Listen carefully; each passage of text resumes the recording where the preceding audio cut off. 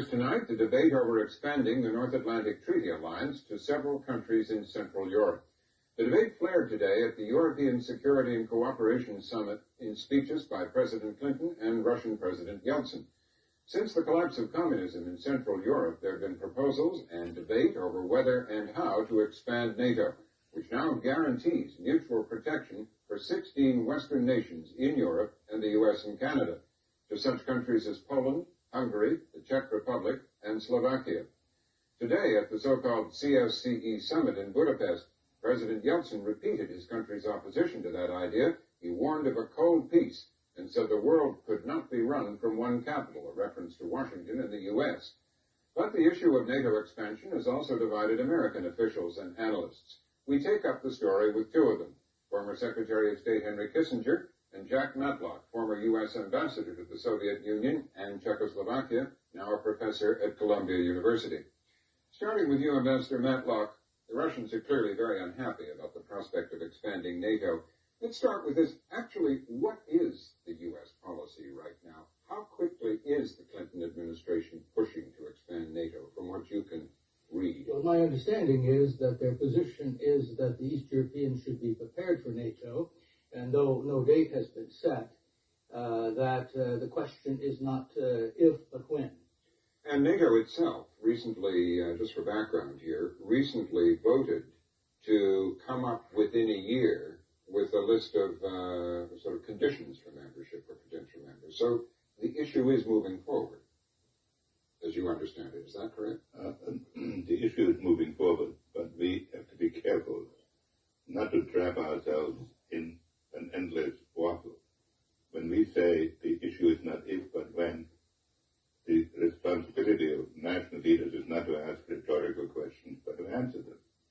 So we have an obligation to give some sort of an answer to when.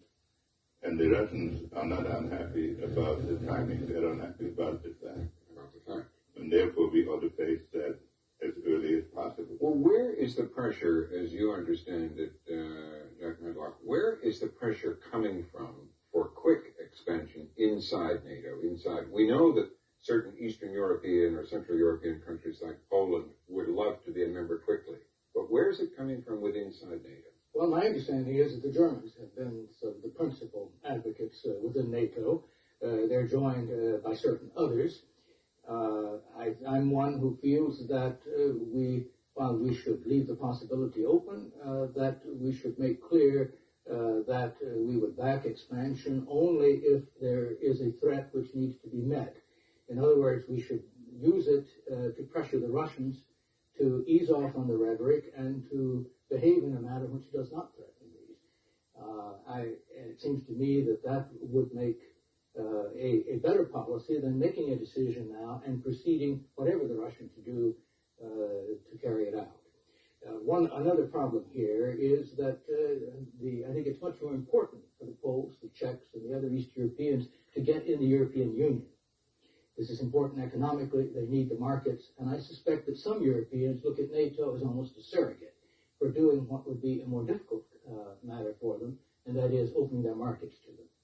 So Mr. Matlock does not see a need to press for expanding NATO to those countries at the moment. What do you see? The basic problem is as follows. The reason the Germans are interested in the expansion of NATO is that the border of NATO now is at the eastern German border, which doesn't happen to be threatened because that's the border with Poland. If there is a threat, and we can argue whether there is or not, it is at the Polish border it's on the eastern Polish border. So it is sort of senseless to have a guarantee for the borders that are not threatened and no guarantee for the borders that may be threatened. Secondly, I think it is important to define what Europe is supposed to be. If we have two categories of borders in Central Europe, we are creating de facto a no man's land between Russia and Germany, which both of them will then try to fill, encouraging nationalism in both Russia and Germany, and the sort of separate deal for the partition or spheres of influence were exactly the sort of diplomacy that contributed so much to European tensions and wars before World War II. Just before we get into too many issues here. Let's go back to the question of which borders are threatened and which borders are not threatened. I mean, my understanding is that no borders are threatened at the moment. Even the existing borders of NATO are not threatened at the moment. Is that No, the existing borders of NATO can't be threatened because they are now adjoining friendly countries. So there's nobody there with any capacity to threaten the borders, at least not from the east. So the problem is whether the new states of Eastern Europe, the former Soviet satellites, should be included in NATO. And if we are reluctant to antagonize the Russians today when they're weak, it is an illusion to think that somewhere 3-4 years down the road we can suddenly move in that direction when they're stronger. Nor am I saying that we should treat the Russians as enemies. What I'm saying is we should have the friendliest political relations with Russia. And the President's visit to the European Security Conference is a good symbol of this. I look at NATO as a safety net, as an insurance policy. And you don't want to wait to take out an insurance policy when the house is already on fire. But you say, why take out the insurance policy when there's no threat of fire right at the moment? Is that? Yes, it seems to me that clearly Russia could be a threat in the future. No one can deny that. But Russia now is weak, disorganized, and despite the unfortunate rhetoric, which is worrisome, they don't really have the ability which American to threaten. secretaries of state and spokesmen and others continue to say is mostly for domestic consumption. I think that is true. Nevertheless, it's worrisome, and we should respond to it.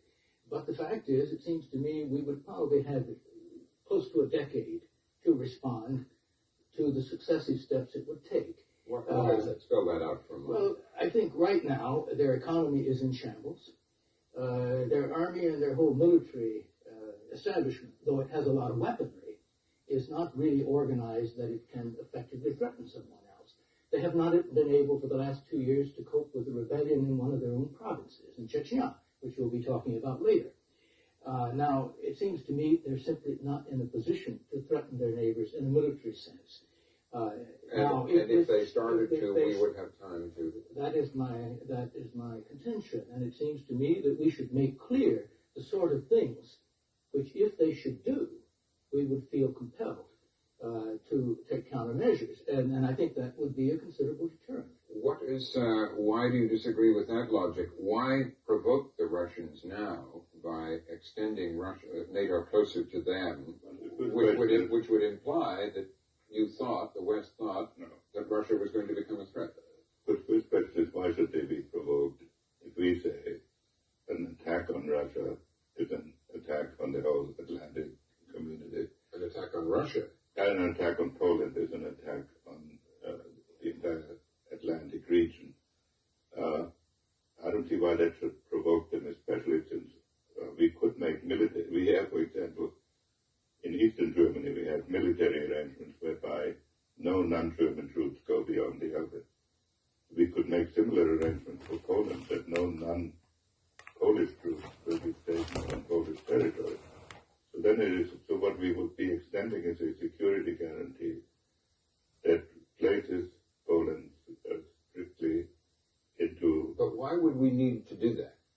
Because if we don't do this, we will create, as I've said before, two categories of borders in Europe. We are creating a no man's land, and because the reluctance to do that can only indicate that we are not. Let's have the map up so everybody can follow this. Can you see this map? Where is the no man's land? Would it be? It would be Poland, the Czech Republic, Slovakia, and Hungary. What you have in yellow on this map would be the no man's land, in which both Germany and Russia would try to influence. For example, Yeltsin, in his speech to the General Assembly at the UN, made 2 points. Point one was that anything east of that yellow shaded area was connected to Russia as blood brothers. That's Belarus and Ukraine and strongly implied that no outside influence was permissible there. Then he said, beyond this, we should get used to open spaces. Open spaces means a kind of neutralism. And neutralism means that Russia has a veto over the disposition, over the political disposition of that area. And the result, I would fear, would be that these countries would be torn into to make some kind of arrangements. I don't think the Russian situation will ever become a clear-cut military threat. After all, in the middle of the Cold War, people were arguing whether the Russians were threatening. Well, let's get Jack Matlock's answer to that unless those countries that we just saw are included in NATO, it'll be a vacuum in which both Russia and Germany and others will want to have a... I really don't see that would be more likely to happen if they are not members of NATO than if they are members of NATO. We don't feel that it's necessary to have Austria or Switzerland or Sweden in NATO. They don't feel the necessity. That doesn't make the Russians or others the arbiters of their political decisions. I think that if Poland and the Czech Republic and Slovakia and Hungary, all of them can develop stronger economies and a sense of national strength, that's going to be a sizable deterrent to, you might say, to Russia competing there. So far as competing for influence, there'll be a certain competition for influence anyway.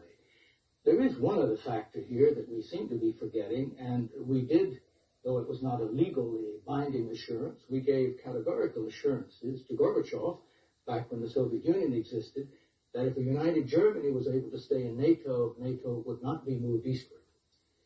And, I think that the current Russian government is very clear. So we would be, but that assurance was given to the Soviet Union. That is right. It's not a legally binding, but it was, you might say, a geopolitical deal. And if we simply ignore it, then certainly if I were a Russian, it would be hard for me to interpret this, even though it may not be intended that way, and it is not, as anything less than an attempt to shut Russia off from Eastern Europe. And that was a line that Yeltsin used today, that it would isolate Russia and sow the seeds of discord. But here's a country that has 20,000 nuclear weapons. The possibility that Poland would start marching into Russia is zero. And I repeat, this is not, in terms of political architecture, conceived as a Cold War situation, because Russia can participate in the European Security Conference in all the political issues, but one has to keep in mind what a weak Russia has done in the last few months. When we were assembling forces against Iraq a few weeks ago, the Russian foreign minister appeared in Baghdad in a political demonstration that certainly in practice discouraged any American military move on Serbia. They have clearly taken traditional Russian positions, understandably so. But Russia thinks of itself as a major geopolitical player, which it has every right to do. Would we, under what you propose, would we be extending the American nuclear umbrella eastwards to those countries if they became members, like we would guarantee that any attack on Poland might be met with a nuclear attack? Would we be stationing American troops further east? You mentioned in Poland you would give a guarantee that only be Polish troops, but in other countries, would you be moving American troops further east? This would be subject to negotiation with the Soviets, with the Russians. I'm more concerned with establishing the principle of who belongs to the Atlantic Alliance than with all the military dispositions.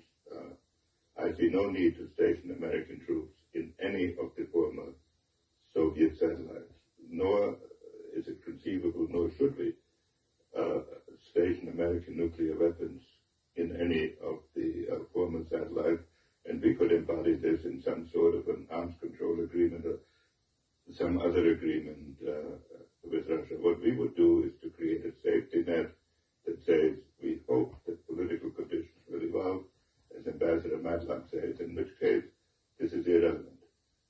If they don't, however, and we also are discouraging any historic temptation to start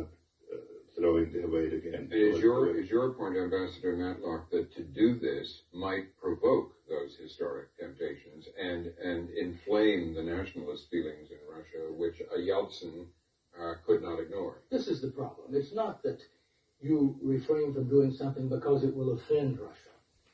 If Russia is doing something that we don't want it to do, we should offend them. That's not the problem. But you should need to take into account the impact in the internal politics of the other countries. And it will definitely, as things stand now, leave the impression in Russia that the West is cutting them off and moving the line closer to their border. Now, over time, we might be able to persuade them differently. During German reunification, we brought about nearly a 180-degree turn on several issues through diplomacy and through some changes in our own position.